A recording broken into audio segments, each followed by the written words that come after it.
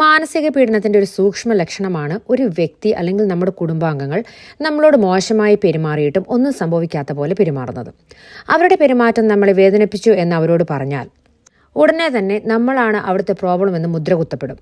അല്ലെങ്കിൽ ഇതൊക്കെയാണോ വലിയ കാര്യം, അത് ഇതുവരെ വിട്ടുകളഞ്ഞില്ലേ എന്ന് പറഞ്ഞ് കളിയാക്കും.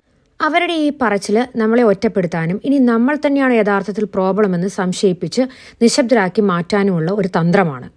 ഇത് നമ്മളെ പീഡിപ്പിക്കുന്നവരുടെ തനി സ്വഭാവം മറച്ചുവെച്ച് നമ്മളെ കൺട്രോൾ ചെയ്യാനുള്ള അവരുടെ യുക്തിയാണ്. കുറച്ച് കഴിയുമ്പോൾ ഫീലിങ്സ് എല്ലാം ഉള്ളിലൊതുക്കി എല്ലാ കുറ്റങ്ങളും നമ്മൾ തന്നെ കൊണ്ടു നടക്കുന്നൊരവസ്ഥ. നമ്മൾ അവിടെ നിലനിൽക്കുന്നുണ്ടെന്ന് പോലും നമുക്ക് സംശയമായി തുടങ്ങും. ഒരു പ്രശ്നത്തെ അവഗണിക്കുന്നത് കൊണ്ട് അത് അവിടെ ഇല്ലാതാകുന്നില്ല. നിങ്ങളെ ആത്മാർത്ഥമായി സ്നേഹിക്കുകയും പരിഗണിക്കുകയും ചെയ്യുന്നവർ നിങ്ങളുടെ മാനസികാവസ്ഥ മനസ്സിലാക്കി കൂടെ നിൽക്കും. അത് പാർട്ട്ണർ ആവട്ടെ, പാരന്റ്സ് ആവട്ടെ, ഫ്രണ്ട്സ് ആവട്ടെ. Please don't ignore emotional abuse.